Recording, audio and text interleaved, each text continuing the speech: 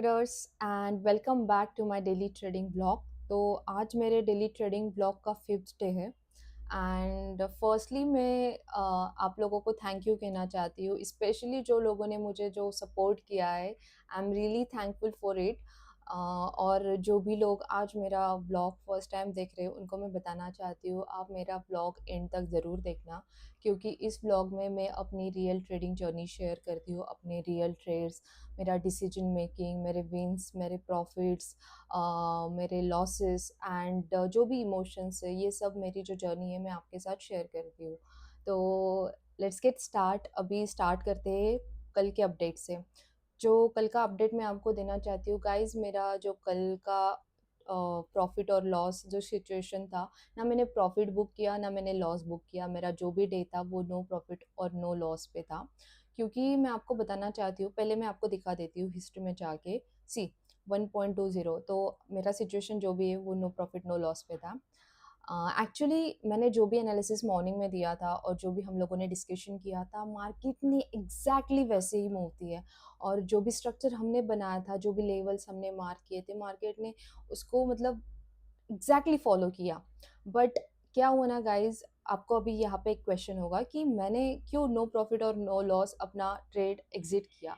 तो प्रॉब्लम ये था कि मार्केट ने जो भी मूव्स दिए, जो भी एक्सपेक्टेड थे, वो न्यूयॉर्क सेशन में दिए।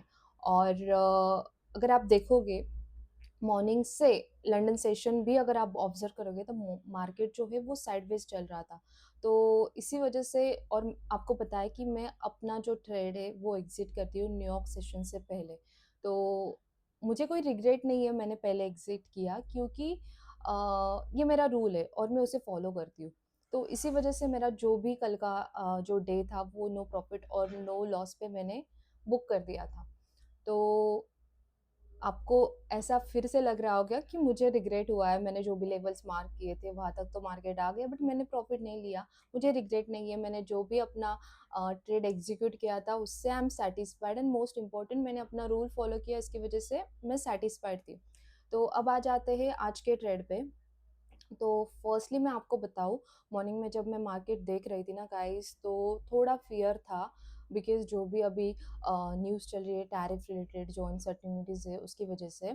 क्योंकि क्या होता है ना गाइस, जब ग्लोबल न्यूज़ आ जाती है तो मार्केट बिहेव्स थोड़ा अलग से।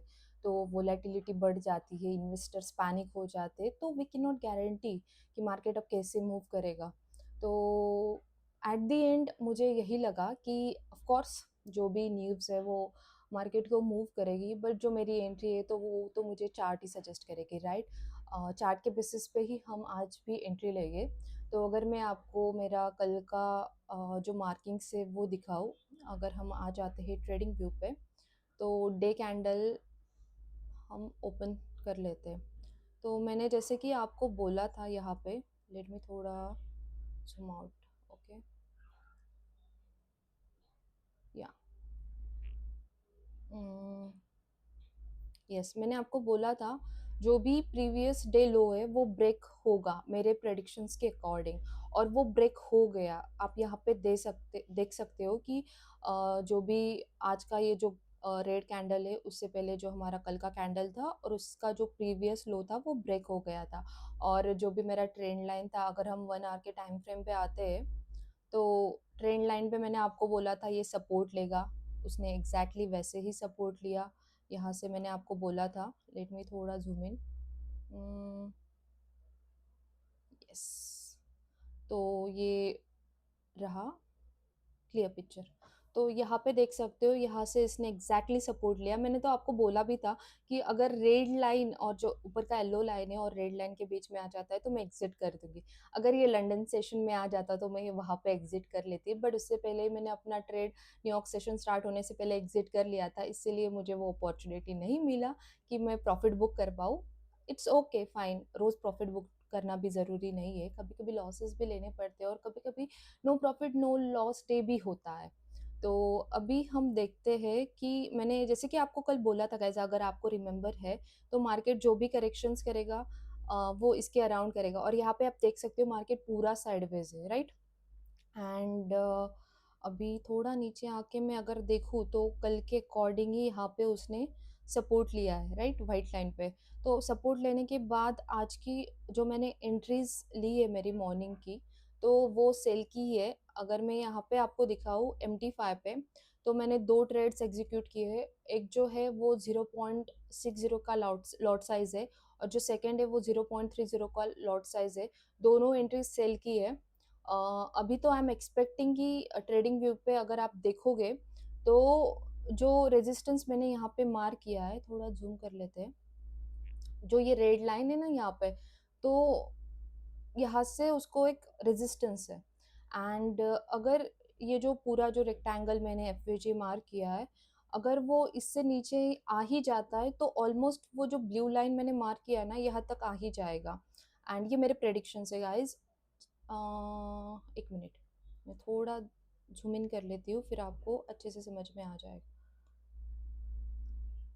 यस।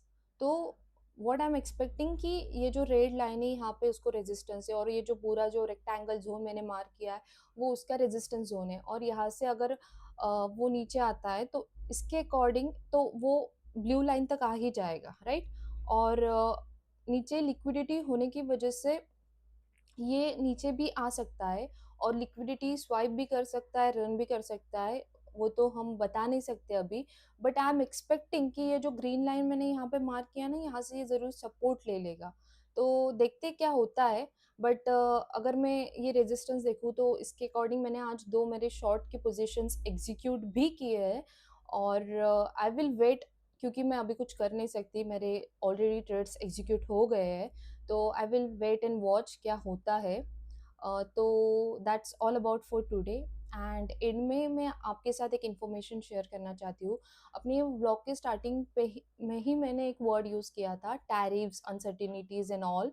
तो जो भी यहाँ पे न्यू बिगनर्स, जो भी बिगनर्स है, न्यू ट्रेडर्स है, जिन्होंने अपना अभी अभी स्टार्ट किया है, तो उनको एक क्वेश्चन तो ज़रूर होगा कि क्या ये टैरिफ और मार्केट क्या रिलेशन है। तो इन शॉर्ट मैं आपको बताना चाहती हूँ guys, tariff it's just a tax, एक एक्स्ट्रा टैक्स होता है, जो कि हम अगर हमारे जो गुड्स है वो दूसरे कंट्रीज के साथ एक्सपोर्ट या इंपोर्ट करते हैं, जो भी हम ट्रेड करते हैं दूसरे कंट्रीज के साथ, तो वो जो गुड्स होते हैं उन पे जो टैक्स लगता है ना, उससे टैरिफ कहते हैं, जो भी एक्स्ट्रा टैक्स होता है। फॉर एग्जांपल, अगर हम किसी कंट्री के साथ ट्रेड कर रहे हैं ग्लोबल लेवल पे, तो हमारे जो प्रोडक्ट्स है वो उस कंट्री में जाएंगे, और वहाँ पे जो कंट्री टैक्स लगाएगी, जो एक्स्ट्रा टैक्स, उसे हम टैरिफ कहेंगे। और क्या होता है ना, यहाँ पे जो प्रोडक्ट होता है जो हम इंडिया से बाहर बेच रहे हैं, वो वहाँ पे उस कंट्री में जाके थोड़ा महंगा हो जाता है।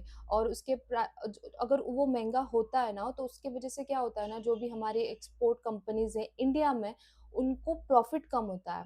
और प्रॉफिट कम होने की वजह से जो भी कंपनीज है वो पैनिक में आ जाती है, और उन पे प्रेशर आ जाता है, और उसकी वजह से जो भी इन्वेस्टर्स हैं, उन्होंने इन्वेस्ट किया है, वो भी पैनिक हो जाते हैं, और वो सेलिंग स्टार्ट करते थे, और उसकी वजह से मार्केट नीचे भी आता है।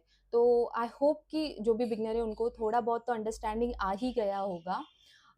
जो भी मैंने बताया, अगर मैं इस पे डिस्कस करूँ तो it's a very vast topic, but in short मुझे बिगनर्स को एक आइडिया देना था, तो इसीलिए मैंने ये डिस्कस कर लिया। अगर आपको ऐसे ही मेरे डेली ट्रेडिंग ब्लॉग्स पसंद आते हैं तो लाइक कीजिए, कमेंट कीजिए, सब्सक्राइब कीजिए। मिलते हैं हमारे नेक्स्ट ब्लॉग में। तब तक के लिए बाय एंड थैंक यू।